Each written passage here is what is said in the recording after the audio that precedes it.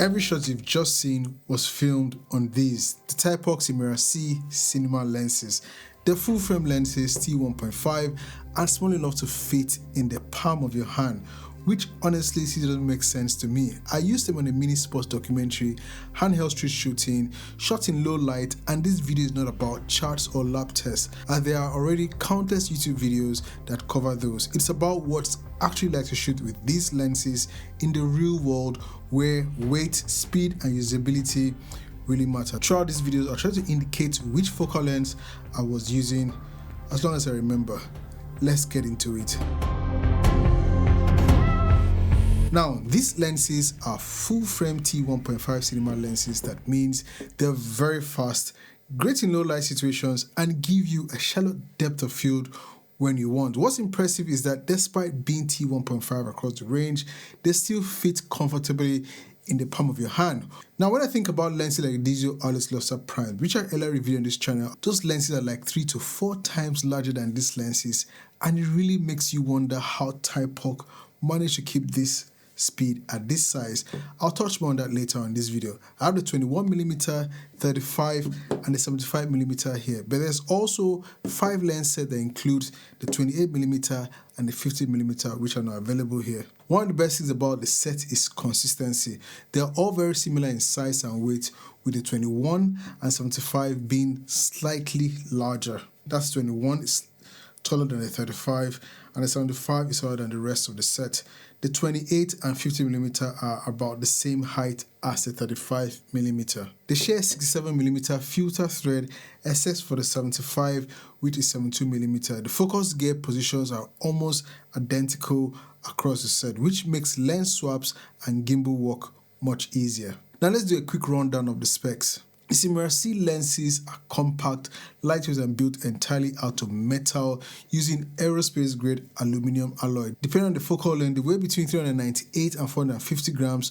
All focal lengths are super speed lenses with a maximum aperture of T1.5, stopping down to T16, and they use an aspherical optical designs. For comparison, I recently picked up the DZO Vespid 2 35mm T1.9, and I can clearly see the size difference between this lens and the set I have here.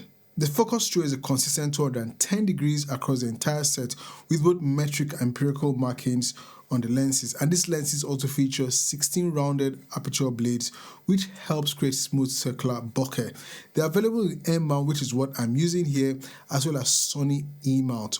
Well, if you're wondering why M mount, the main reason is the flange distance. M mount has a very short flange distance of 27.8mm, which allows lens designers to keep lenses smaller and lighter compared to the PL and EF mount versions. Now, another big advantage is adaptability. M mount lenses can be adapted to a wide range of mirrorless cameras, including the Canon RF, Sony E, Fujifilm X, Nikon Z, and Panasonic L mount, which is what I've been using here. For solo filmmakers and videographers, this makes a lot of sense as a long-term investment. You can run these lenses handheld or mirrorless cameras if you're comfortable with manual focus, which is how I shot about 90 to 98% of the time on my Lumix S1 II and S1R Mark II. Now, if manual focus isn't your thing, adding a LiDAR system still keeps the setup lightweight. Try shooting handheld for 3 or 4 times with the RS Primes or the Vespid 2s, and you really feel the difference. This is the biggest and most durable camera backpack I've ever used. It's the K&F 40-liter professional adventure backpack built for serious filmmakers. I fit 2 mirrorless cameras, 8 lenses, 6 cinema lenses, and 2 photo lenses, a gimbal, my DJI LiDAR system, 2 to 3 V-mount, and accessories in this bag. And the bag didn't give way at all. The adjustable dividers keep everything safe and organized, with space for a laptop and travel gear as well. It's tough, water resistant, and even when fully loaded, it stays comfortable at my back. If you need one backpack that carries a huge chunk of your filmmaking gear without stress, this K&F 40-liter backpack does the job, and it does it very well. One of the most noticeable aspects of this lens is how they render an image. They're not overly sharp like many photography lenses, but they're also not soft or dull. They sit in a really nice middle ground that feels perfect for professional film work, whether you're shooting documentaries, music videos, or narrative projects. The character of these lenses feel distinct compared to other glass I've used. I really like how the Simera-C lenses render bokeh. There's a subtle change in bokeh between T1.5 and T2.6, and from T2.8 onward, the bokeh becomes very round and consistent. On a short documentary I shot with Joe, who directed it, he was genuinely impressed by the images coming out of the lens. That was the first time I ever saw the Thypoch lens and the image that came out from the lens. We shot the entire mini dock in full frame open gate. The widest focal length was used for sit-down interview, while the 35 and the 75mm were used for medium and close-ups. Joe was going for a very low-key lighting setup. The subject was keyed with a single light, while the window acted almost like a natural backlight. There will be a full breakdown of that lighting setup and how we shot the mini dock on Joe's channel, which I'll link below. So make sure you subscribe to his so you don't miss it. The shoot took a full day, and because it was winter, we lost daylight very quickly. We still had outdoor shots planned, including scenes of our subject juggling the ball. Thanks to the T1.5 aperture on these lenses, we were able to keep shooting on the 21 and 35mm even as the light dropped. Note that Joe wasn't about everything being in focus. This is his idea of doing things artistically, so check Joe out. He should explain that in his own video. Joe also wanted to recreate the famous Andres Iniesta moment from his final game at Barcelona. We put our own spin on it, shooting in near total darkness with a 75mm in the rain. I think it was pitch black at the time we shot that. Later we grabbed additional shots indoors using the 75mm at T1.5 with lighting effect, and I really love how those turned out. We also shot in the bathroom.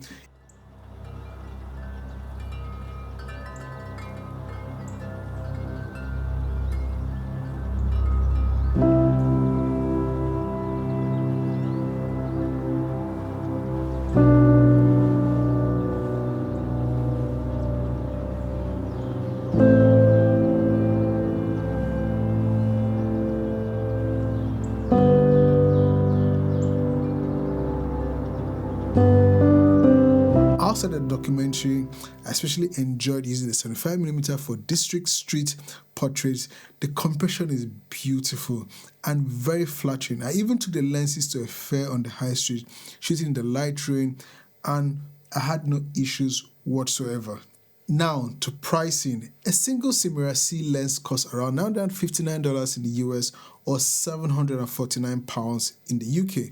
There's also a 5-lens kit, which I've mentioned earlier in this video, that comes in a well-padded silver case, which is actually quite nice and easy to spot on set. Now, for full disclosure, Thypoch sent these lenses to me for free of charge for testing. I've had them for a while now, and I'm genuinely considering keeping them because of how lightweight and practical they are for handheld and gimbal work, especially when paired with a LiDAR system. I did a weird thing, and that was to pair the 35mm focal length on my Feiyutech Scorp 3 AI gimbal with my Lumix S1 II. Unfortunately, I do not own a DJI gimbal, so to get things in order, I had to flip the focus grip handle upside down, attaching it via an articulating arm to the body of the gimbal.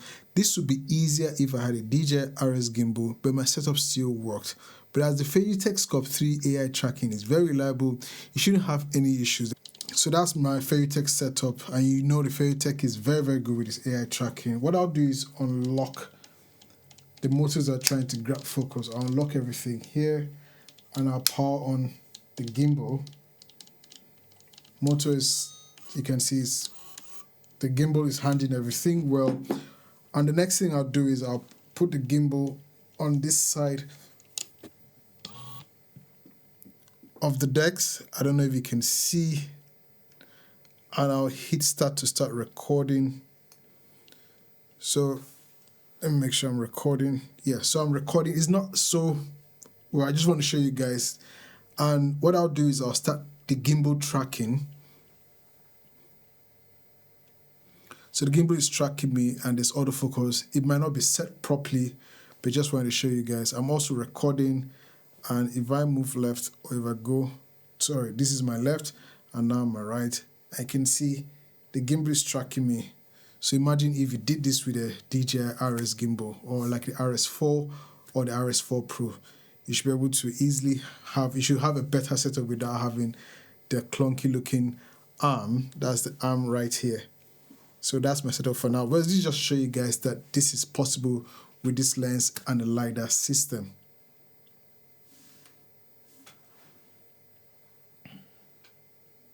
And I'll stop tracking and then put the gimbal or the focus system on sleep mode. The point of the radical setup was to show that this lens can be mounted just anywhere. But without the gimbal and just the lens mounted on the camera and the monopod, I want to show how the different lenses fared with me as the subject moving back and forth. The footage was shot in full frame open gate, so you can also judge for yourself any fall off or vignetting. It goes left to right, stepping in circles just to get it right. Bless the mind, climbing over hurdles I swept aside. Check the vibes, the feelings electric, I've been mesmerized. Leg a sentence with the pen I scribe. You can never put an end to why I'm heading where you ain't. Never wait a new tomorrow's you to follow if you chase. And I ain't ever want to stay in the same situation. I've been embracing a change, strange ways. Slave to the maze, it goes up and down. Got stuck, but everything it comes back around. Fending it out with this pattern I found. Tapped into the sound, the rhythm it soothes. I'm up early for the bread while you're hitting the snooze. Dipping, I move to new places, yeah, been in my shoes. Finishing first cause I ain't in it to lose. Or so it goes, grin on my face but still in my blues, yo.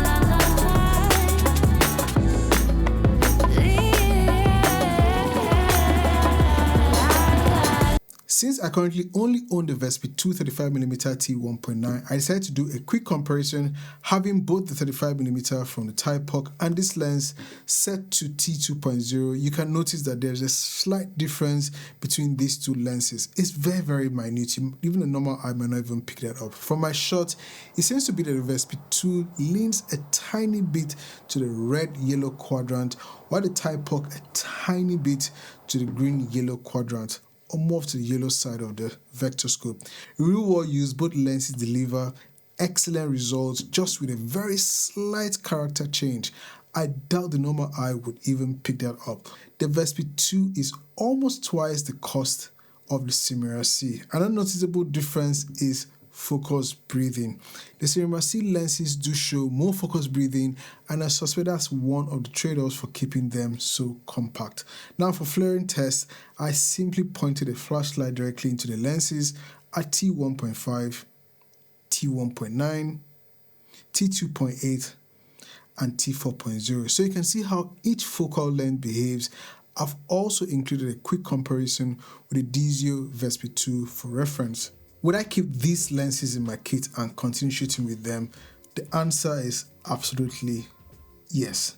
The Thypoch Simera-C lenses are lightweight, practical, and deliver a clean cinematic image. If you can live with a bit of focus breathing, they're a great option. The focus and iris gears are smooth. The 210-degree focus through makes manual focusing much easier, and the overall build quality feels truly professional. If you're moving from photography lenses into cinema glass like these are a fantastic place to start. They're suitable for everything from personal projects to commercial work, and they hold up very well in different lighting and weather conditions like you saw. Links in the description if you want to check them out. If you found this review helpful, please leave a like and consider subscribing, and I'll see you in the next one. It's your filmmaker. God bless and peace.